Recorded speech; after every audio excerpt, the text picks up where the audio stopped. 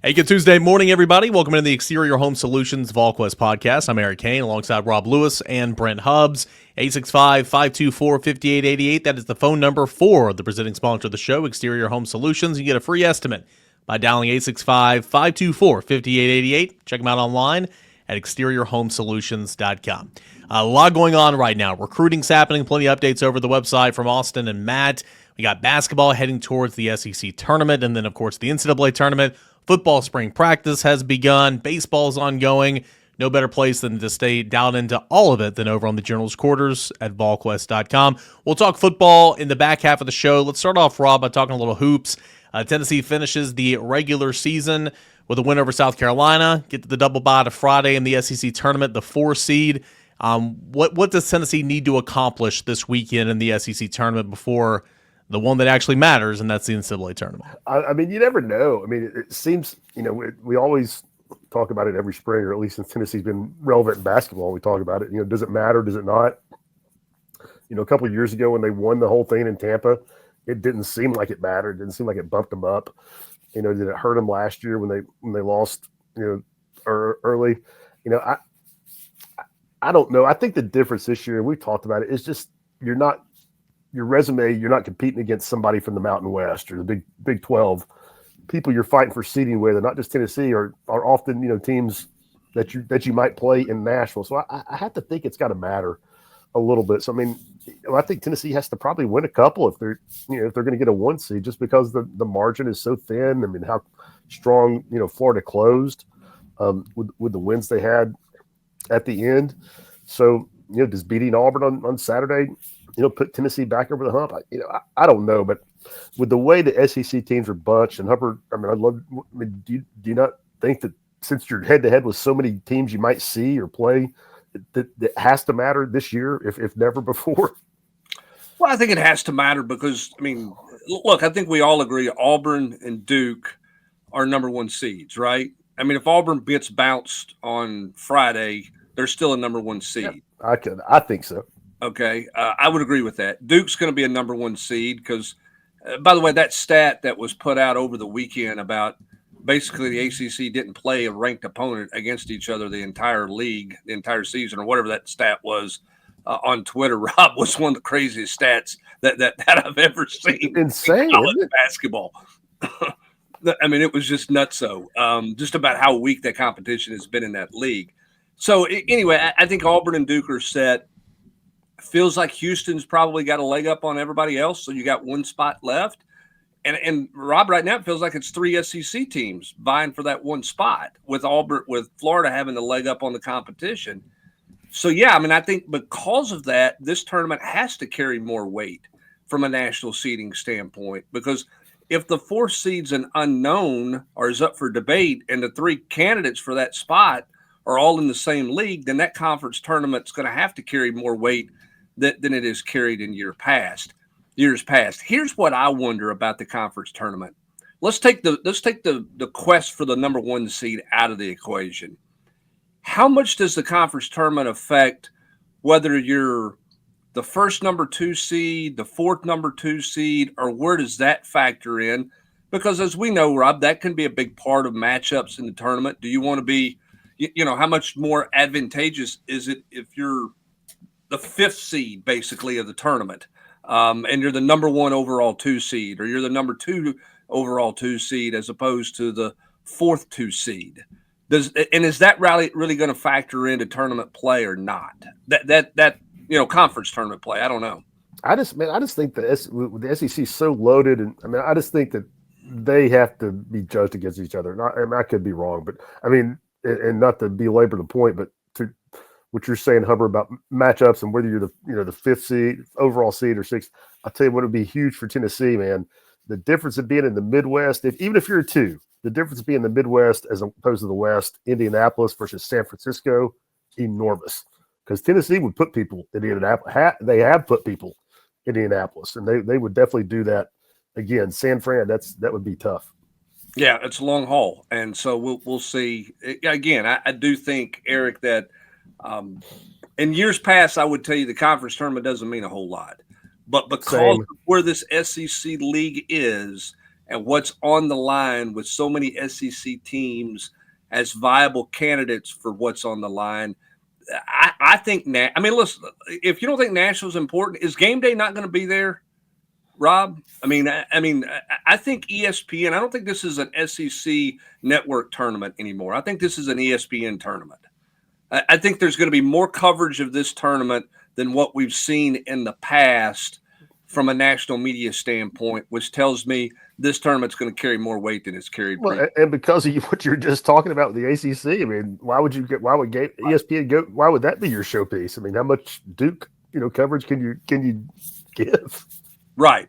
And so as a result of that, if you get more eyeballs on it, then it probably carries a little more weight in some ways. So I think it's going to be fascinating. We were talking about it, Rob, at football. I mean, the Wednesday matchups in this tournament are crazy.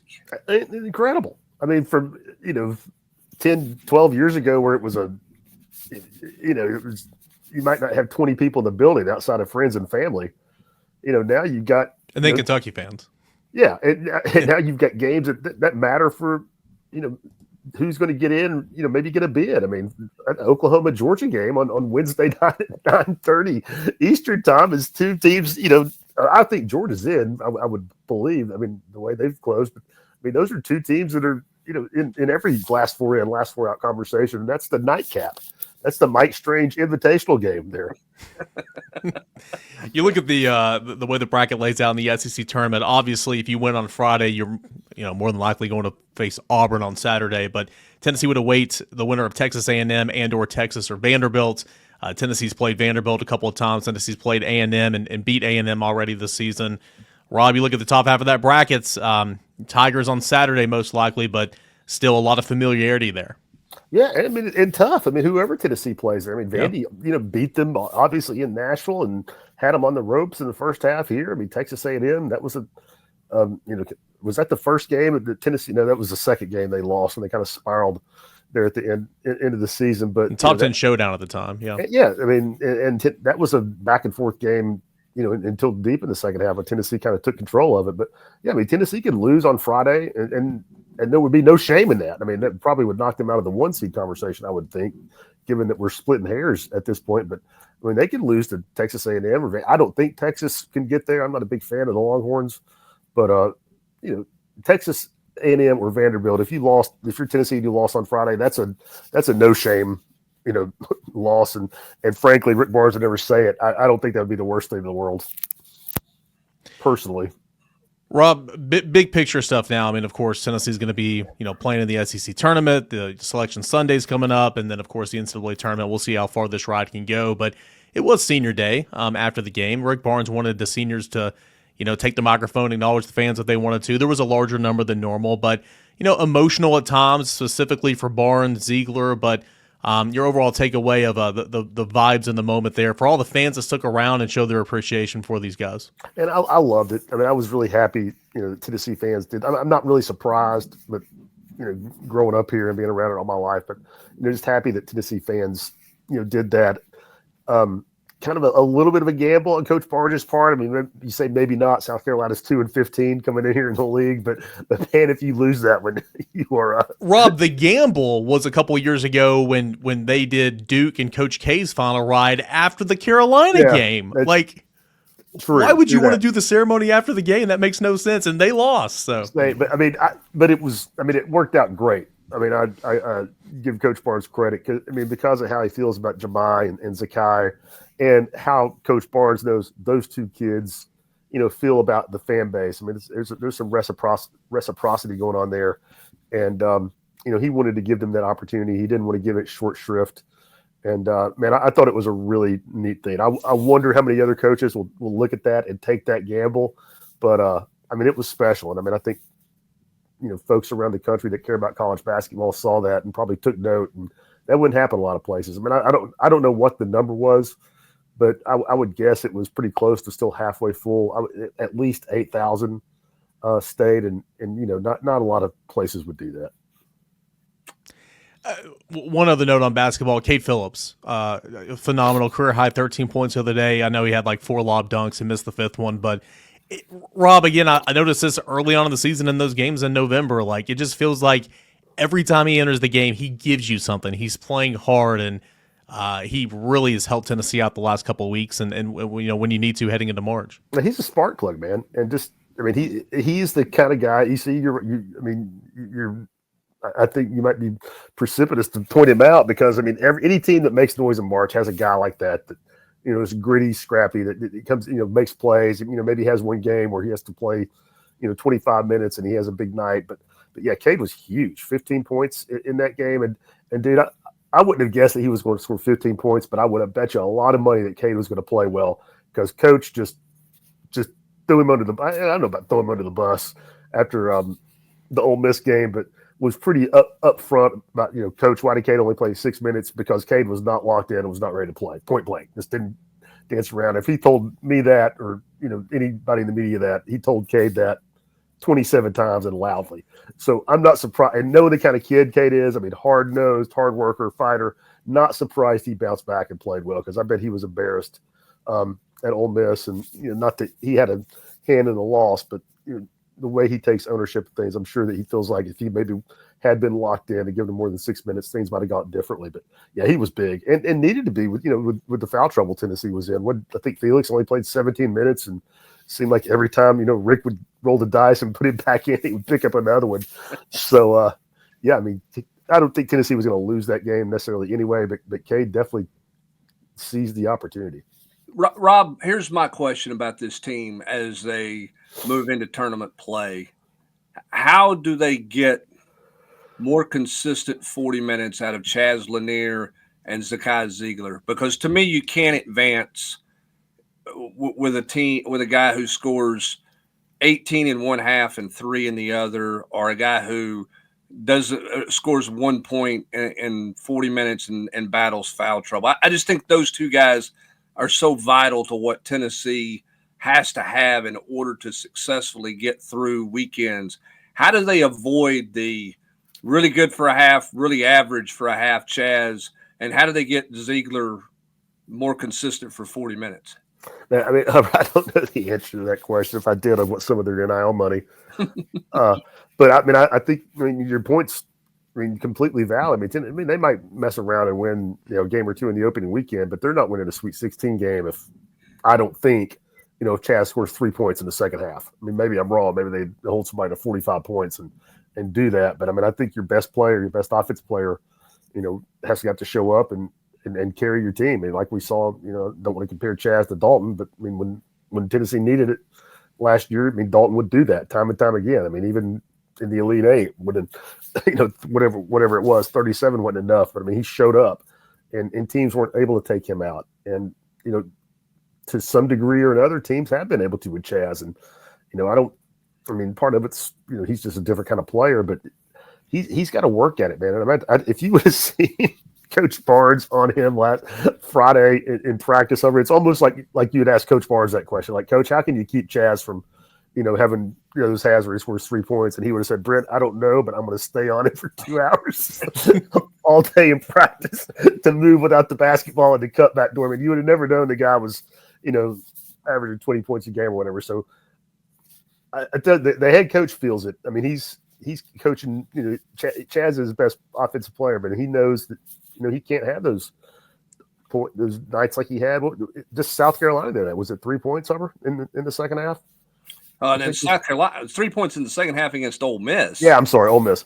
South Carolina, he was 3 points in the first half. Yeah.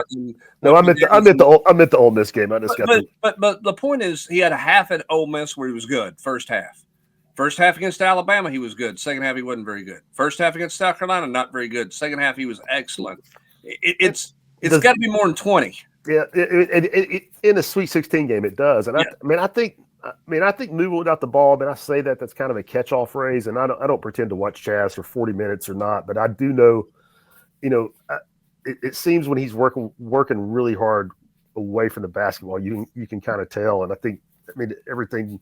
I'm not saying he slacks off or doesn't work hard. I'm just saying I think it's something he really has to focus on and be committed to. And even when he thinks he is like going 90 miles an hour, there's another level there that maybe he's not used to getting to that he can push himself to. I'm more surprised with this guy up and down than Chaz, because I think with a scorer like Chaz, who's not a just a next level athlete, teams can really make it tough on them if they sell out that way. And I think a lot of teams do with Chaz. I'm more surprised about the up and down of Zakai just because of, how veteran he is, how long he's been in this system. And, maybe, I don't know, I'm spitballing. I think maybe he's, being asked to do more than maybe I realize at times. And maybe his job is harder than I know it is. And again, I'm just kind of spitballing and talked with some people about that. And maybe some games it just takes him longer to really get his arms around it. Well, we know how Rick Barnes puts pressure on the point guards and always has. So yeah, it feels like a little bit too that Zakai early in games is really dialed and so focused on getting everybody else involved. Yeah, I wouldn't disagree with that. When you look at the number of assists he's got, and then there's the point where it's like he gets to a point in the second half where he's like, okay, I got to go. Like we they need me. We got to get going because we're struggling here. My biggest frustration with Zakai is he allows one bad play to become two, which is why you see him get fouls in bunches. And that has to be avoided. Like you can't – how many times, Rob, have you seen him pick up his second foul and then 2 possessions later before Barnes can get him out of the game, he gets his third foul? Or try to score 5 points in one possession. Right, or try to do something like that. Like he just he puts too much on himself after a bad. But it's the same. It's the same thing that makes him so good, though, Hubbard. I mean, it's the flip. It's 2 sides of the same coin. It's the mindset, and I think Coach is way more aware of it than me and you are. Boy, I mean, he's on it. I mean, I think as soon as there's a bad play, he sees it. He sees the body language, and he's like, "Hey, don't back it up with another one." Right.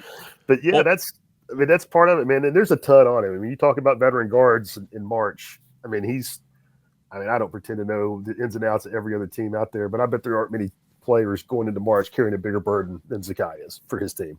Well, this is for both of you, and this is kind of low-hanging fruit, and I don't mean for it to be, Final Four or bust, like, we see from fans a lot of the times, but, I mean, having seen this team play a complete regular season, knowing the advantages, disadvantages, the strengths, the weaknesses, knowing how this team operates and knowing how the game of basketball operates, especially in the tournament on a given night.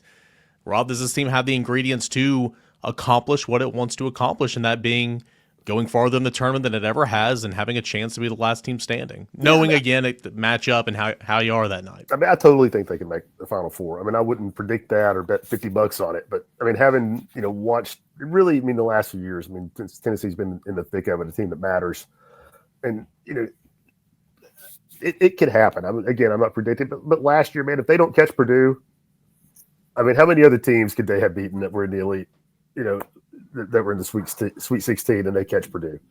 I mean, I'm probably predicting this team Elite 8, and then all about the matchup, all about who they catch there. And if they lose it around the 32, I will not have lost money on it. I promise you that. I just so much about matchups, and I go back. I mean, I think we could.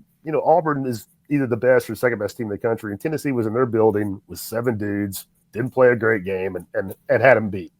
I mean, they can beat anybody in the country. Lost by what, 1, 2, whatever it was. I think low scoring game. I mean, yeah. It ended up being 3 or 4 after once foul shots got involved. But yeah. my point being, I mean, they can go toe to toe and beat anybody in the country. But it's every night's different.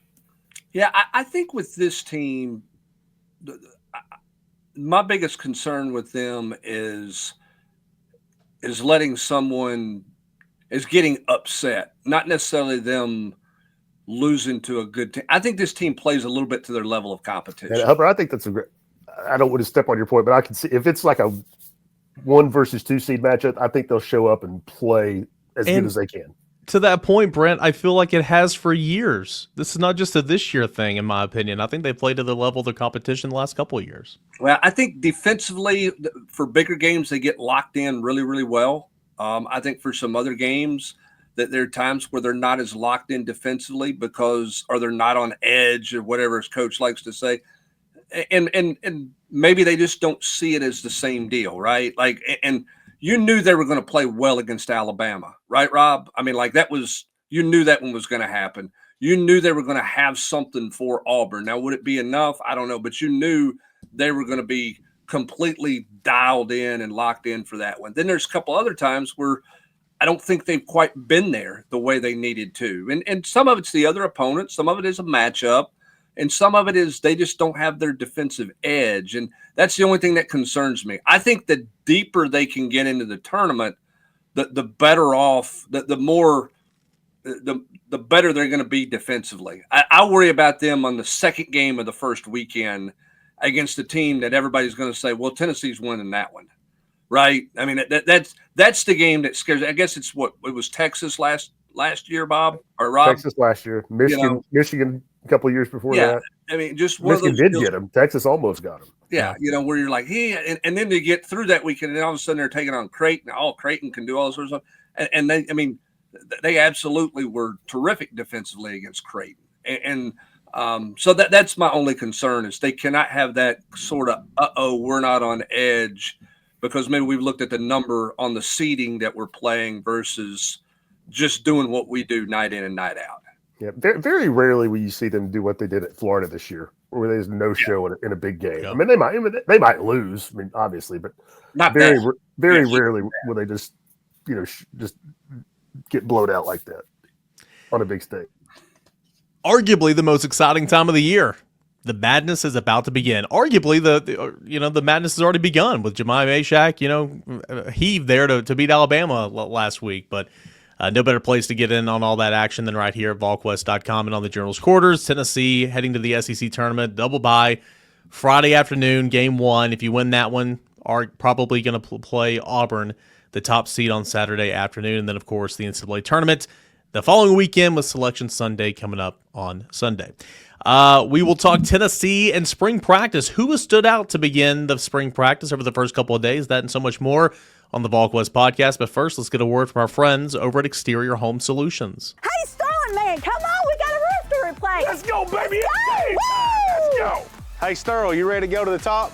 Man, I can't believe you guys been doing this for 25 years. Oh, baby. Now, this is what I call a rooftop party. We have 25 years experience in roofing and exterior renovations, and we're backed by the best.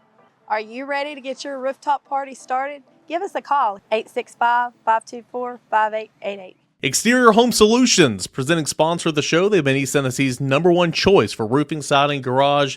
You can contact Exterior Home Solutions today, 865-524-5888, or you can see them online at exteriorhomesolutions.com. Rob Lewis, Brent Hubbs, I am Eric Kane. This is the Volquest Tuesday Morning Podcast, and spring practice has officially begun. It started on Friday. We got to hear from Josh Heupel post-practice. On Monday, we got to see more practice than we'll ever see, and all the viewing periods combined probably the rest of the way. Got to see 8 periods and hear from Tim Banks and a slew of freshmen. Brent, 2 practices in. Again, helmets on, no shoulder pads very early, but what's one of your takeaways so far here in the early going? Well, it has nothing to do with the practice field for me. I think one of the biggest takeaways is when you talk about jumps from high school to college, everybody talks about speed of the game. I don't care if you're talking about football or if you're talking about other sports, whatever. It's speed of the game and it's competition you're playing against and all that. I think the biggest jump from high school to college is strength training and nutrition. When you look at it, I mean, and Rob, you can talk about this in basketball. You look at the transformation of bodies in a short period of time is the biggest adjustment. I mean, how many guys talking to the media on Monday talk about putting on 10, 15 pounds, 20 pounds in 7 weeks because of a nutrition plan and because of a strength and conditioning deal? There's your advantage to coming in at midterm. Okay, because it puts those guys elevated, and it changes. It changes David Sanders. It speeds up his outlook. It changes Isaiah Campbell, DeJuan Morris. Puts them in positions. That's one of the biggest things that's jumped out to me in 2 days, and has nothing to do with the football, Eric.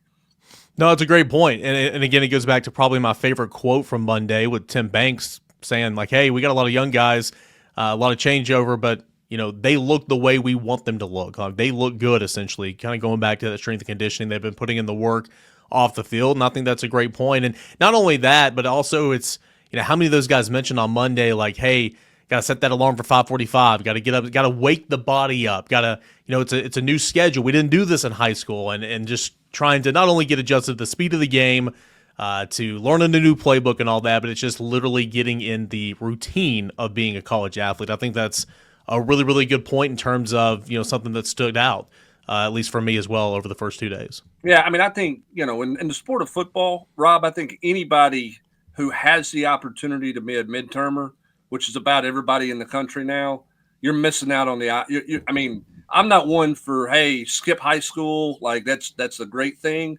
But when you're talking about trying to get to the football field and get yourself in a position to be somewhere, if you can get out early and get to college, there's a real advantage for being able to do that on the football field. Oh, no question. I mean, again, I'm with you. I mean, I'm not saying it's I'm not advocating that kids, give up, don't play baseball their last year of basketball or go to the prom or whatever. But just, understand that if you do, if you don't, you're going to be behind, all 90% of your peers. And probably, it's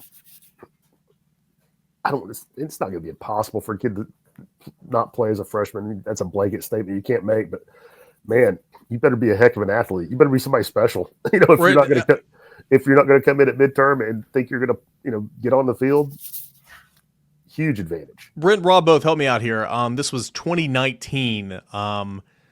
And I know there's probably been others, but that's the last one that I remember of a freshman not being here as an early enrollee, coming in summer. And granted, the team was not very good, or 2018, whatever it was, whatever year that Pruitt year was. It was Darnell Wright. Wanya Morris was here, but Darnell Wright came in and played a lot of football.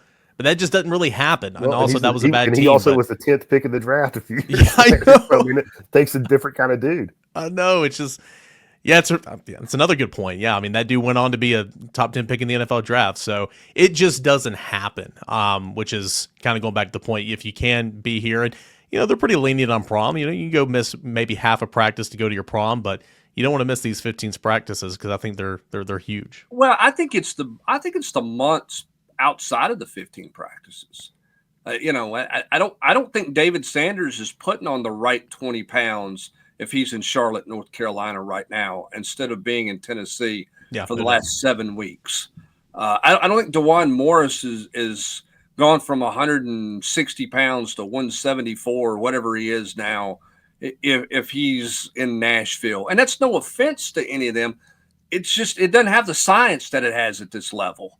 And there's so much science to this stuff. I mean, they basically had their own internal food truck in the complex on Friday, right? I mean, it was literally a trailer. Yeah. I mean, in the last 10 years, that stuff has taken off. Oh, do you not agree, Hubbard? Yeah, it's become crazy what it is. I mean, it's all the protein shakes and it's all of the again, it's the science behind it. And the individualized aspect of it too is way, way different than it was even a decade ago. Yeah, and I think that's the end result of that is it puts young players in a position to potentially help quicker than they have in years past. You don't have to be the 10th pick of the draft to play early, if you're here in January moving forward.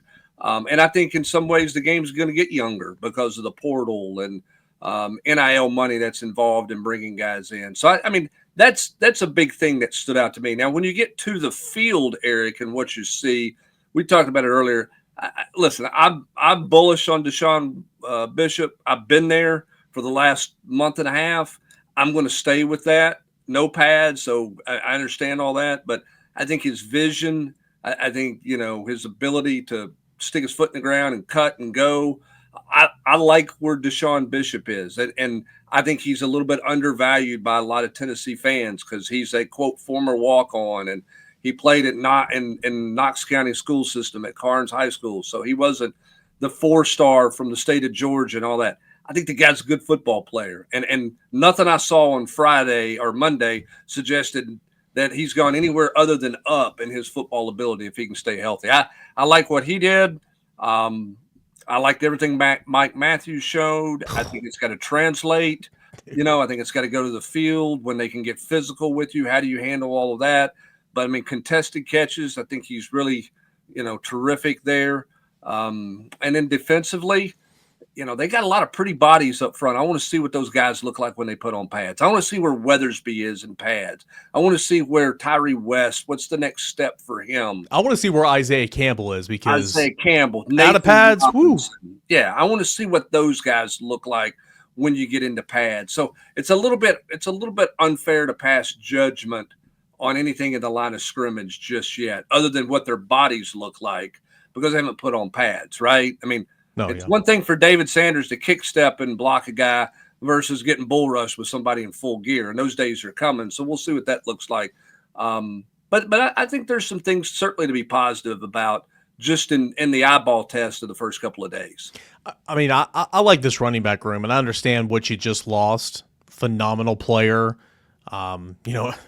record holder for most yards in a single season for Tennessee history. I mean, I get all that, Dylan Sampson, but back to Deshaun Bishop. I mean, Ben and I were on the Deshaun Bishop and Walter Nolan beat there for the first month and a half of the season a couple of years ago, and we went. I mean, I had a couple of games of both those guys on TV. I mean, my point is, I watched Deshaun Bishop all 4 years play here, and he was always a good player. In my wildest dreams, I never thought that he'd be a contributor the way he is right now. And, call me a hater. It is what it is. Give him credit. He has worked. There's always been some ability there, but he has worked. I mean, his body is so much different now than where it was 2 years ago.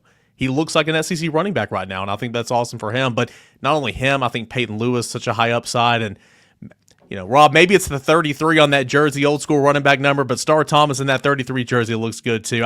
I like the collection of talent, at least, again, no pads they've got the first couple of days here.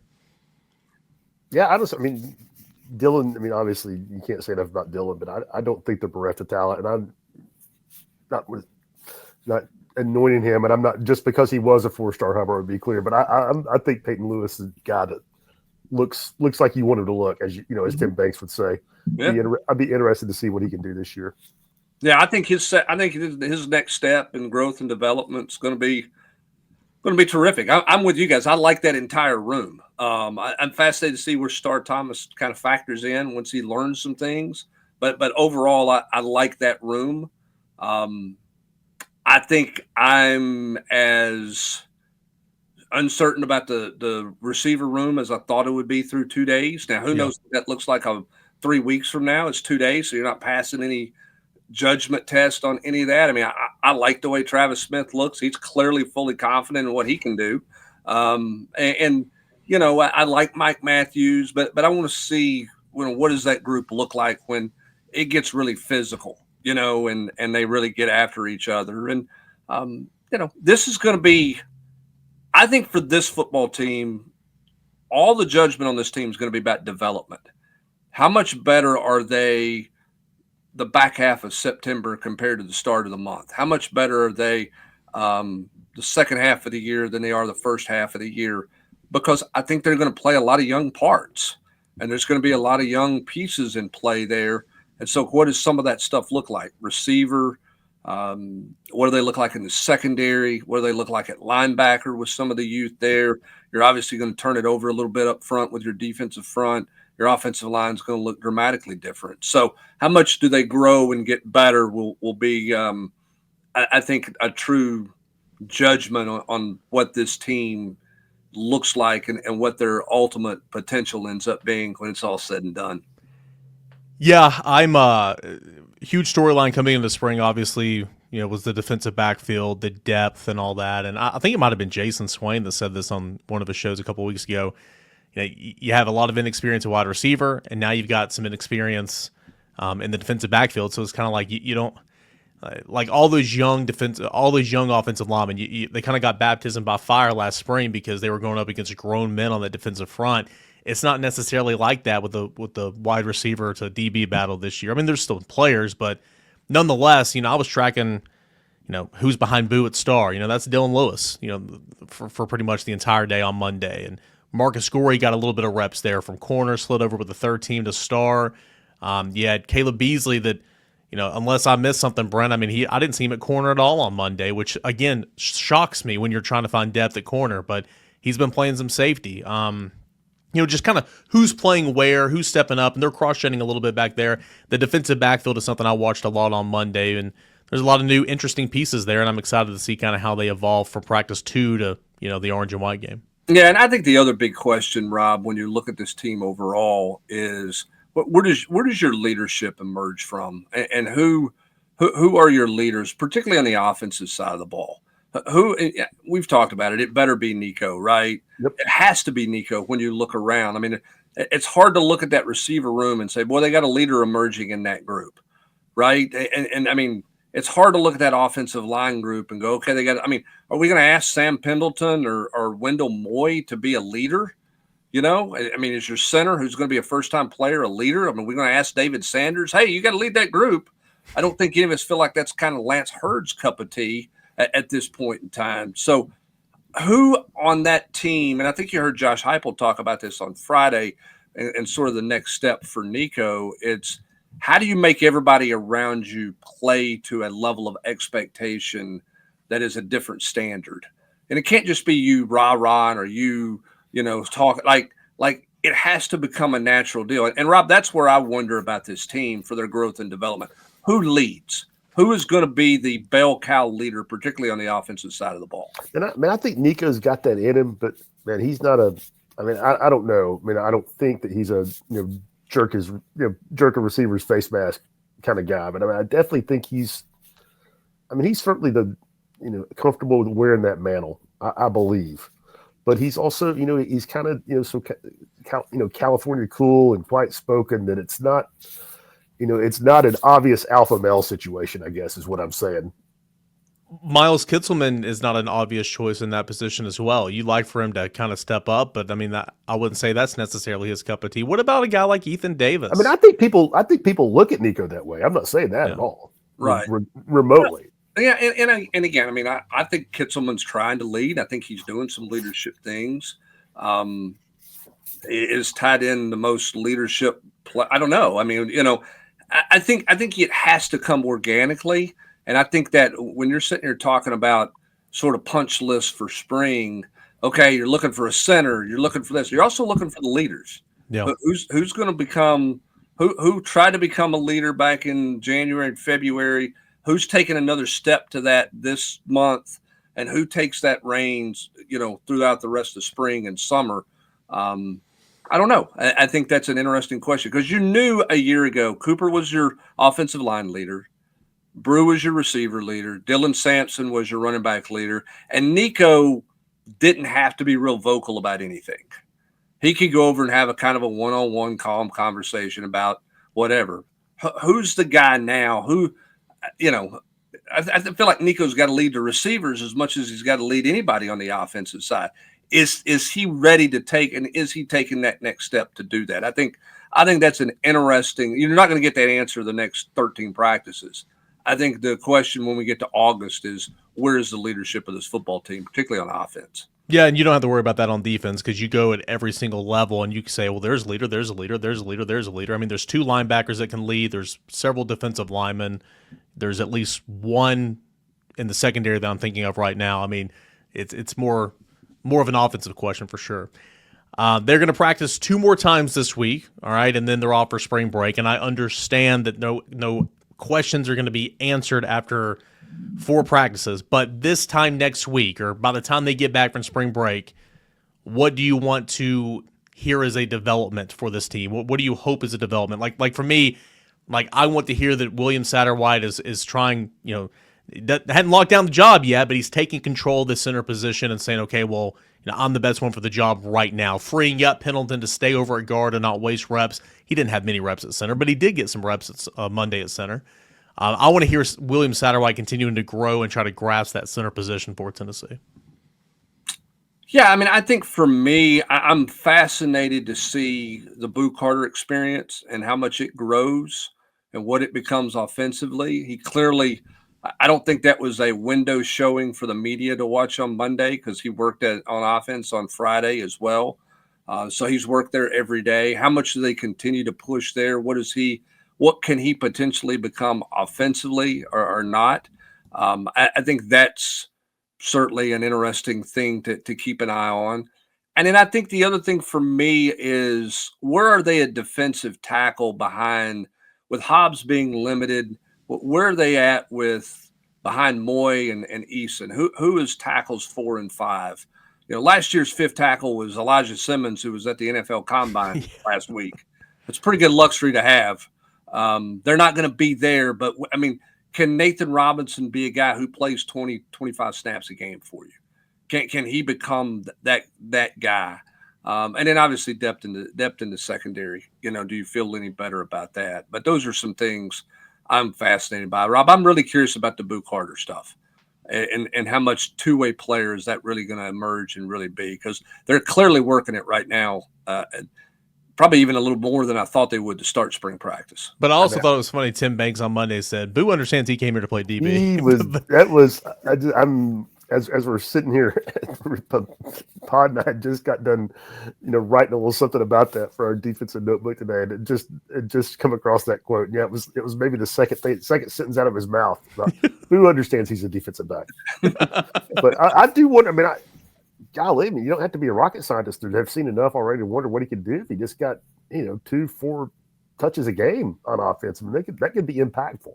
But I don't know about most interested, but one of the things I just want to hear some chatter percolating about who's doing what at receiver. Who's standing out there. I feel like you have some talent, but good gracious, Young. I want to hear how much Travis Smith is beginning to talk as the weeks go on. If he's talking a little bit more and then a little bit more, because he said once he gets his bearings, he's going to start talking that smack. And so he's got to make a few plays. I tell you what, I like his body, I like his size. Yeah. We'll see how that emerges. I like his confidence. Again, we talk about Mike Matthews made a couple of really nice back shoulder catches. Are those catches there if the DBs are not wearing oven mitts? And I love the oven mitt drill because it means you can't grab as a DB. It also probably gives you a little false sense of encouragement about a guy's ability to get off press man coverage because that guy can't grab you. Now, they don't wear them all the time for every drill when they go one-on-one. They flip it up some. But, back to what Jason Swain was talking about. I mean, how much are they pushing each other with all this youth? And you got to be careful not to get a false sense of things. But, what do you have? And I think we're still trying to figure out what they have, particularly at the receiver spot. No doubt, 2 really good catches there by Mike Matthews, 2 really good throws by Nico Iamaleava in Monday's practice. Tennessee continuing on the practice field. They'll practice on Wednesday. They'll practice on Friday. And then they'll hit spring break and come back and finish off spring practice with the Orange and White game coming up on April the 12th. A lot of basketball to be had before then. A lot of baseball to be had. The number 1 ranked Tennessee baseball team. You're just going to not talk about the fact that the greatest baseball team ever assembled opens SEC play on Friday night. I mean, what to say at this point? I'm just glad they're going to start playing teams with a pulse. Yeah, they're not the greatest team ever assembled at this point, but that's a good baseball team that I think we start to learn some real, some tests and some adversity. I'm sure the clubhouse is looking forward to it and playing those types of games. I mean, the video of Tony Vitello, just exasperation after the Grand Slam walk-off to shorten that game the other night was just kind of like, okay. I mean, I think they're all ready to see what they have. It's just the grind is here, and it's going to be really interesting to see how they handle the grind and how they handle adversity. Because at some point in time, they're going to have a day where they don't hit it against somebody, right? Yeah. Oh, definitely. I mean, that's the SEC schedule. And, you're starting off against Florida, and sure, they're post-Cags, but that's always a very, very good baseball team. And, I still have questions about Tennessee's pitching. Not that it's been bad at all. It's been great. They're trying to find defined roles and all that, but they've got so many pitching, and once you play a team that can really, hit it a little bit, kind of what's your plan B? Where are you going to pivot to when you get in this situation? Those are questions that couldn't be answered against Hofstra, Samford, St. Bonaventure, but maybe they can as you work your way through Florida and A&M and LSU. So I'm intrigued to see what the pitching looks like. And this offense, Levi Clark has been fantastic as a true freshman. I want to see him hitting third before it's all said and done. Love Dean Curley and Gavin Keelan at the top of 1-2. Reese Chapman hitting 6 has been phenomenal. And, between Bargo and Abernathy, who's been kind of hot and cold a little bit, there's some good stuff at the bottom of the order as well. And, throw in another freshman and Manny Marin. There's just no weak spot in this lineup right now. And that's been really fun to watch. And I'm intrigued to see what it looks like against really, really solid pitching, come this weekend.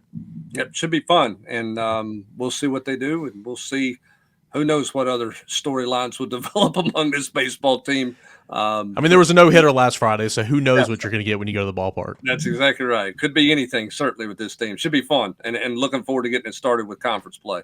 Yep, Tennessee baseball happening right now. Again, recruiting never stops. All the basketball coverage you can want in spring practice right here at Volquest.com and on the General's Quarters. Big thank you to our friends over at Exterior Home Solution for being a proud presenting sponsor of the show. 865-524-5888 online at exteriorhomesolutions.com. They've been local and trusted since 1999. That is Exterior Home Solutions. For Rob Lewis, Sprint Hubs, I am Eric Kane. Thank you so much for joining us here. Join our site for $1 for 7 days. Coverage is only $1 for new subscribers only. 7 days at $1. Not a better time to join us than right now at Volquest.com.